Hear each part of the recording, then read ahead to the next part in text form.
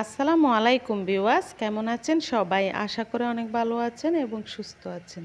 আজকে চলে এলাম খুবই মজাদার পাঙ্গাস মাছ বুনা রেসিপি নিয়ে।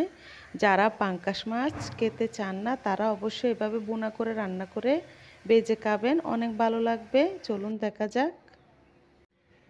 আমি এখানে 6 টুকরা পাঙ্গাস মাছ মিডিয়াম সাইজ করে কেটে নিয়েছি। এখন মাছগুলো ধুয়ে পরিষ্কার করেও নিয়েছি। তারপর হাফ চামচ হলুদ গুঁড়া, হাফ চামচ মরিচ গুঁড়া, একটু লবণ আর 1 চামচ পরিমাণ লেবুর রস দিয়ে ভালোভাবে মাছগুলো মাখিয়ে নিচ্ছি। এগুলো হাত দিয়ে আমি ভালোভাবেই মাখিয়ে নেব। তারপর একটি সাইডে কিছুক্ষণ রেখে দেব 10 মিনিটের জন্য।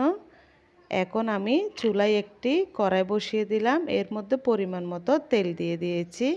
এই তেলের মধ্যে আমি প্রথমে মাছগুলো ভেজে নেব। এর জন্য সবগুলো মাছ আমি তেলের উপর দিয়ে দিলাম।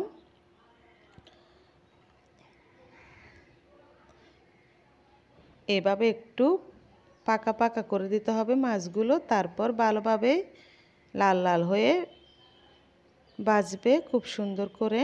এখন আমি মাছগুলো একটু উল্টে নিচ্ছি।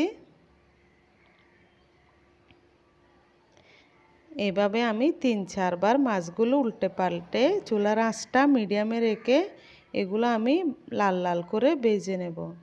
এতে কি হবে, মাছগুলো অনেক মজাদার হবে, দেখতেও সুন্দর হবে। এখন আমি মাছগুলো একটি প্লেটে তুলে নিচ্ছি।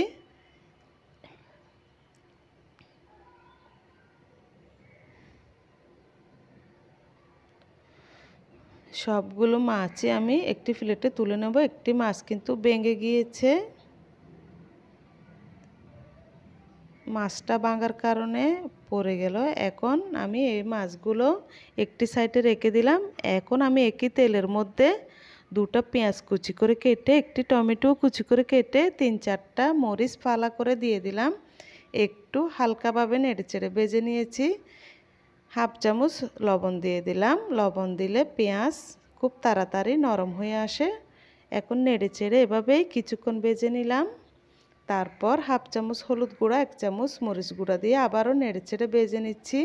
এ পর্যায়ে 2 থেকে 3 মিনিট এভাবে ভেজে নেব। তারপর একটু করে সামান্য পানি দিয়ে দিলাম, আবারও নেড়েচেড়ে দিচ্ছি। এভাবে আমি ডেকে কিছুক্ষণ এগুলো কষিয়ে নেব এভাবেই। এখন আমি ভেজে রাখা মাছগুলো উপরে দিয়ে দিচ্ছি এক এক করে। এই মাছ রান্না করা একদম সহজ। এখন ডেকে কিছুক্ষণ এভাবে রান্না করে নেব 5 মিনিট। 5 মিনিট পর ফিরে এলাম। এ পর্যায়ে একটু আর অন্য সাইডটি একটু উল্টে পাল্টে দিচ্ছি। পাঙ্গাস মাছ এভাবে ভেজে রান্না করে খেলে কিন্তু পাঙ্গাস মাছের মধ্যে যে তেল তেল ভাবটা থাকে সেটা একটু কম লাগে, খেতেও কিন্তু খুবই দারুণ। আবার একটু ডেকে 4 থেকে 5 মিনিট চুলার আঁচটা কমিয়ে এভাবে রান্না করে নিলাম। তৈরি হয়ে গেল আমার খুবই মজাদার পাঙ্গাস মাছ বুনা রেসিপি। এভাবে পাঙ্গাস মাছ যদি রান্না করে খান অনেক মজাদার হয়, দেখতেও কালারটা অনেক সুন্দর হয়েছে। আশা করি আমার আজকের রেসিপি আপনাদের অনেক ভালো লেগেছে। ভালো লাগলে কমেন্ট করে জানিয়ে দেবেন। খুদা হাফেজ।